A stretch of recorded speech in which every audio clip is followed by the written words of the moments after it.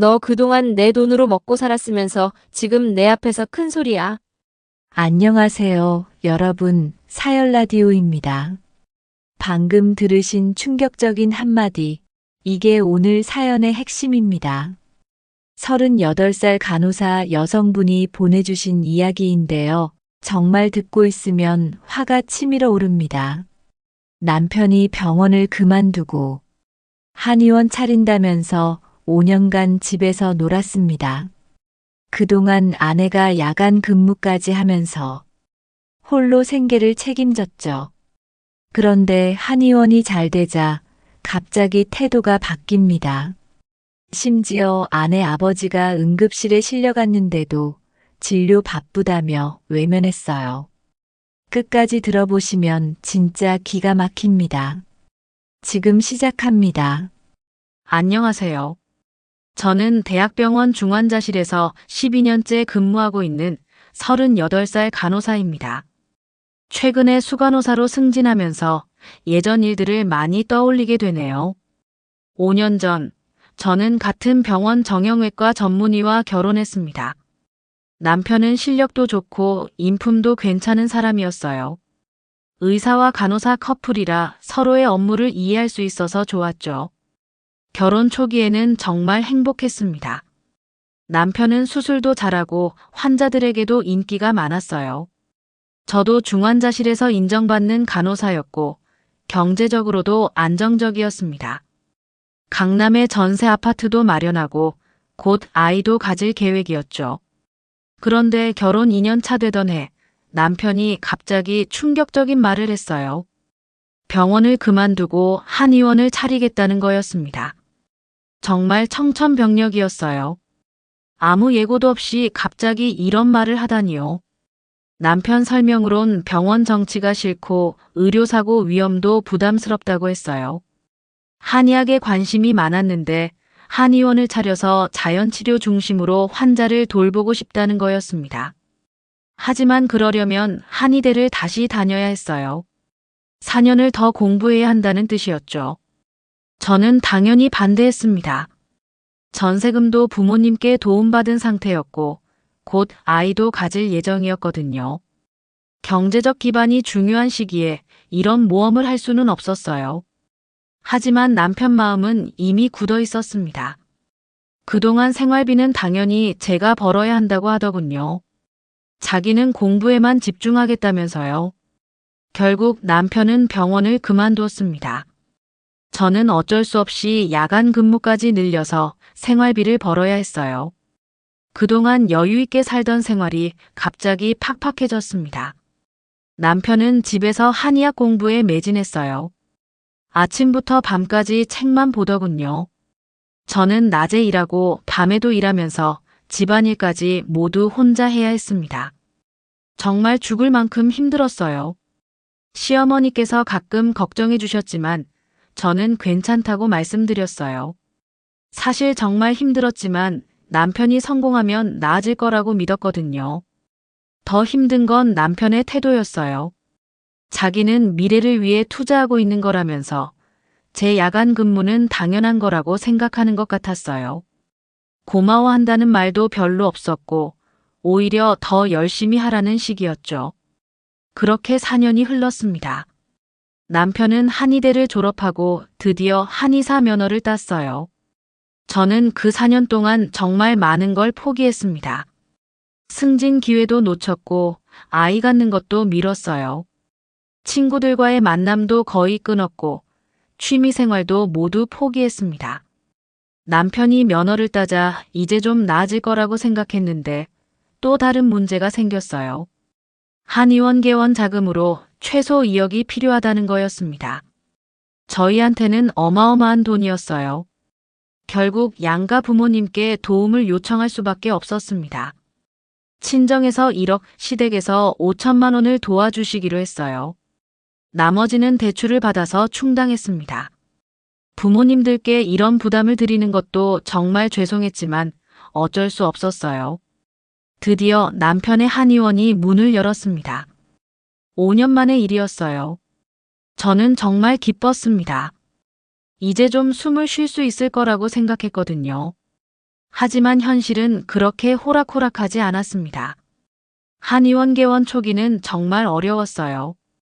환자가 거의 오지 않았습니다. 남편은 의욕적으로 시작했지만 현실의 벽은 높았어요. 기존 병원에서 쌓은 인맥도 한의학으로 바꾸니 별로 도움이 되지 않았어요. 한의원은 처음부터 다시 시작하는 거나 마찬가지였습니다. 홍보도 해야 하고 환자들의 신뢰도 쌓아야 했어요. 몇 달이 지나도 수익은 거의 없었어요. 월세와 직원 급여, 각종 관리비만 나가는 상황이었습니다.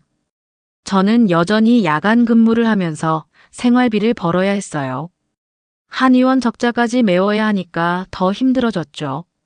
남편은 점점 예민해졌습니다. 환자가 안 오는 것도 스트레스였지만 경제적 압박감이 더 컸던 것 같아요. 집에서도 짜증을 많이 냈고 저한테 화풀이를 하기도 했어요. 가끔 후회하는 모습을 보이기도 했어요. 이럴 줄 알았으면 병원을 그만두지 말 걸 그랬다고요. 하지만 이미 엎질러진 물이었죠. 돌이킬 수도 없는 상황이었어요. 그런데 설상가상으로 시아버지께서 갑자기 쓰러지셨어요. 뇌졸중이었습니다. 큰 수술을 받으시고 한동안 중환자실에 계셨어요. 저는 제 전문 분야이다 보니 시아버지 치료에 더욱 신경을 쓸 수밖에 없었어요. 시아버지 병원비가 만만치 않았습니다. 시댁에서도 남편 한의원 개원 자금 도와주느라 여유가 없는 상황이었어요. 결국 제가 병원비까지 대부분 부담해야 했습니다. 야간 근무를 더 늘려서라도 돈을 벌어야 했어요. 남편은 아버지 간병과 한의원 운영 사이에서 힘들어했어요. 그래도 가족이니까 당연히 해야 할 일이라고 생각했습니다. 저도 최대한 도와드렸고요. 시아버지는 다행히 회복되셨지만 후유증이 남으셔서 지속적인 치료가 필요했어요. 시어머니 혼자서는 감당하기 어려운 상황이었습니다. 저는 남편 몰래 시어머니께 생활비를 조금씩 드렸어요. 시아버지 치료비도 제가 많이 도와드렸고요. 한편 친정에서도 계속 걱정해 주셨습니다. 특히 오빠가 같은 의료계에서 일하다 보니 남편 상황을 잘 이해하고 있었어요. 제가 얼마나 힘들어하는지도 아시고요. 오빠는 자기 친구 중에 한의사들이 많다면서 남편 한의원에 환자를 소개해 줄 수 있다고 했어요. 저는 남편 자존심 상할까봐 조심스럽게 제안했습니다. 남편은 처음엔 거절했지만 상황이 너무 어려워지자 결국 도움을 받기로 했어요. 오빠 친구들이 환자를 소개해주기 시작했습니다. 특히 한 분은 큰 병원 원장님이었는데 정기적으로 환자를 보내주셨어요. 입소문도 퍼지기 시작했고요. 천천히 한의원에 환자가 늘어나기 시작했습니다. 남편도 실력이 있었기 때문에 한 번 온 환자들은 대부분 만족해했어요. 치료 효과도 좋았고 환자들이 다른 사람들을 소개해주기도 했습니다. 6개월 정도 지나자 한의원 운영이 안정화되기 시작했습니다. 수익도 조금씩 나기 시작했고 남편의 표정도 밝아졌어요. 그동안 우울했던 모습이 많이 나아졌죠. 1년 후에는 제법 유명해져서 예약 환자들로 가득 찼습니다. 남편은 정말 기뻐했어요. 그동안의 고생이 보상받는 것 같다고 했습니다. 저도 남편이 기뻐하는 모습을 보니까 그동안에 힘들었던 기억이 조금은 위로가 되었어요. 하지만 이때부터 남편의 태도가 조금씩 변하기 시작했어요. 처음에는 미묘한 변화여서 눈치채지 못했는데 시간이 지날수록 확실해졌습니다. 한의원이 잘 되기 시작하면서 남편은 완전히 다른 사람이 되었습니다. 그동안 위축되어 있던 모습은 온데간데 없고 자신감이 넘쳤어요. 처음에는 좋은 변화라고 생각했습니다. 그런데 시간이 지날수록 그 자신감이 오만함으로 바뀌는 것 같았어요. 자기 혼자 다 이룬 것처럼 말하기 시작했습니다. 그동안 제가 얼마나 뒷바라지를 했는지, 친정에서 얼마나 도와줬는지는 잊은 것 같았어요. 저에 대한 태도도 달라졌어요. 간호사니까 사업 마인드를 이해하기 어려울 거라면서 저를 무시하는 말을 자주 했어요. 그 간호사 월급으로 5년간 생활했으면서 말이에요. 더 심각한 건 가족들에 대한 태도였습니다. 시어머니께서 여전히 반찬을 해다 주시면 귀찮아하는 기색을 보였어요. 이제 우리도 여유가 생겼는데 자꾸 이런 거 안 해도 된다면서요. 시어머니께서 상처받으시는 모습이 보였지만 남편은 신경 쓰지 않았어요. 친정에 대해서도 마찬가지였어요. 그동안 도움을 많이 받았으면서도 고마워하기는커녕 이제는 자기가 더 잘 산다는 식으로 행동했어요. 정말 어이가 없었습니다. 그러던 어느 날 친정 아버지께서 갑자기 쓰러지셨습니다. 심근경색으로 응급실에 실려가신 거예요. 저는 급히 병원으로 달려갔어요. 아버지께서는 중환자실에 계셨고 상황이 위험했습니다. 남편에게 전화를 걸어서 병원에 와달라고 했는데 예약 환자가 많아서 못 온다고 하더군요. 장인어른이 생사를 오가는 상황인데 예약 환자가 더 중요하다는 거였어요. 저는 정말 실망했습니다. 환자들 일정 조정해서라도 와야 하는 거 아니냐고 했지만 남편은 의료계에 있으니까 알 거 아니냐면서 예약 취소하면 안 된다고 했어요. 결국 남편은 오지 않았어요. 문자 하나만 보냈습니다. 장인어른, 빠른 쾌유 기원합니다. 제가 환자 진료로 바빠서 못 가는 점 양해 부탁드립니다. 이런 성의 없는 문자였어요. 이 문자를 본 친정 식구들의 표정이 어땠는지 상상이 되시나요? 정말 창피하고 화가 났어요. 아버지는 다행히 큰 수술을 잘 받으시고 회복되셨지만 남편은 끝까지 한 번도 병문안을 오지 않았습니다. 일주일 넘게 중환자실에 계셨는데도 말이에요. 그날 저녁 집에 돌아와서 남편과 큰 싸움을 했어요. 남편은 전혀 미안해하지 않으면서 오히려 제가 이해심이 부족하다고 했습니다. 지금 한의원이 잘 될 때인데 이런 기회를 놓칠 수는 없다면서요. 정말 어이가 없었어요. 환자가 가족보다 중요하냐고 물어봤더니 가족을 위해서 더 열심히 일해야 한다는 궤변을 늘어놓더군요. 며칠 후에는 더 충격적인 일이 있었습니다. 친정에서 아버지 회복 축하 겸 식사 초대를 했는데 남편이 바쁘다면서 거절한 거예요. 그것도 제가 아니라 친정 어머니께 직접 전화해서 말이에요. 어머니께서 전화를 받고 나서 정말 기가 막혀 하셨어요. 사위가 이럴 수가 있냐면서 화를 내셨습니다. 저도 정말 부끄러웠어요.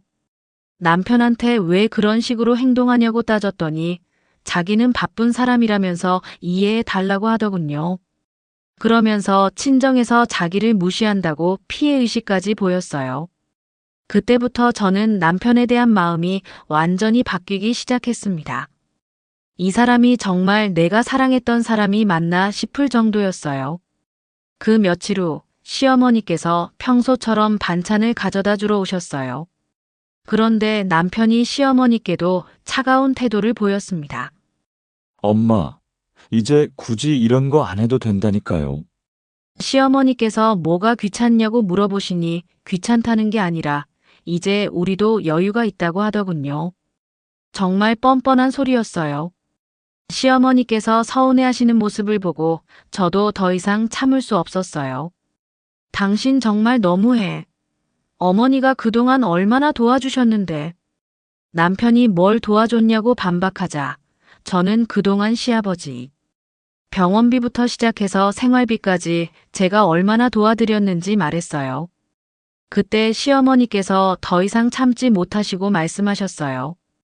그동안 숨겨왔던 진실을 모두 폭로하신 거예요. 야, 너 정말 철없다. 내가 지금까지 뭔 줄 알고 있는 거야? 시어머니께서는 남편의 한의원이 잘 되는 게 누구 덕인지 아느냐고 하시면서 제 처남이 환자들을 소개해 준 거라고 하셨습니다. 남편 실력만으로 된 게 아니라고요. 내 처남이 환자들 소개해 준 거야. 내 실력만으로 된 게 아니라고. 남편 얼굴이 하얗게 변했어요. 또한 시어머니께서는 지난 5년간 제가 혼자서 얼마나 고생했는지 남편이 공부한다고 놀고 있는 동안 야간 근무까지 하면서 생활비를 벌었다고 하셨어요. 시아버지 병원비도 제가 다 댔고 시댁 생활비도 도와줬다고 모든 걸 말씀해 주셨습니다. 그리고 지난 5년간 새아가가 혼자서 얼마나 고생했는지 알아. 내가 공부한다고 놀고 있는 동안 야간 근무까지 하면서 생활비 벌었어. 남편은 할 말을 잃었어요. 그러더니 갑자기 발끈했습니다. 왜 진작 말하지 않았냐면서 자기를 바보로 만들고 싶었냐고 하더군요. 정말 뻔뻔한 소리였어요. 도움받은 건 있고 자기만 억울하다는 거였죠. 저도 더 이상 참을 수 없었습니다. 너 그동안 내 돈으로 먹고 살았으면서 지금 내 앞에서 큰 소리야. 이게 바로 처음에 들려드린 그 한마디입니다. 5년간 제가 벌어서 먹여 살렸고 2개월 자금도 저희 집에서 도와줬고 환자도 저희 오빠가 소개해줬다고 소리쳤어요. 남편이 뭘 잘했냐고 따져 물었습니다. 남편은 그제서야 자기가 얼마나 많은 도움을 받았는지 깨달은 것 같았어요. 미안하다고 하면서 자기가 잘못 생각했다고 했지만 이미 늦었어요. 그동안 쌓인 실망과 분노가 한 번에 터져 나왔습니다. 이제 끝이야. 더 이상 당신과 살 수 없어. 시어머니께서도 아들을 꾸짖으셨어요.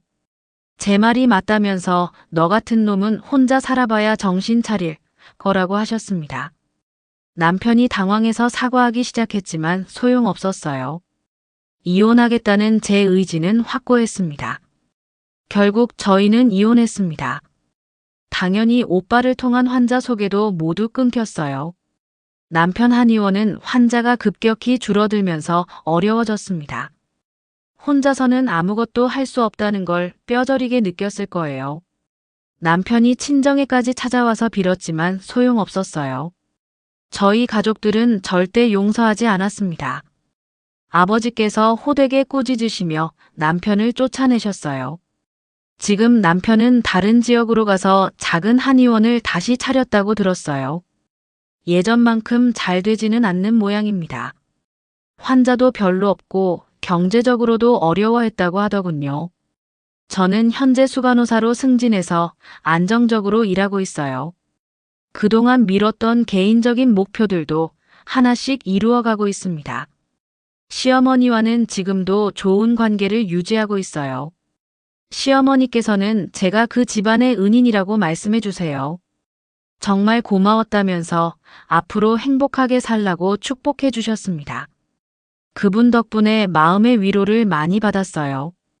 사람은 성공하면 자만하기 쉽다고 하죠. 하지만 자기를 도와준 사람들을 잊어서는 안 됩니다. 특히 가족의 희생과 사랑은 절대 당연하게 여겨서는 안 되는 거예요. 혼자서는 아무것도 할 수 없습니다. 항상 주변 사람들의 도움이 있어야 해요. 그 도움을 잊지 않고 감사할 줄 아는 사람이 되어야 합니다. 여러분도 꼭 기억해 주세요. 성공했을 때일수록 겸손해야 하고 도움을 준 사람들에게 감사해야 합니다. 그래야 진정한 성공이라고 할 수 있어요. 여러분, 오늘 사연 어떠셨나요? 성공하자마자 은혜를 잊는 남편, 정말 어이없죠? 5년간 아내가 뒷바라지했는데 자기 혼자 다 한 것처럼 행동하다니요. 댓글로 여러분 생각 들려주시고 좋아요와 구독도 꼭 부탁드려요. 다음에도 더 흥미진진한 사연으로 찾아뵙겠습니다.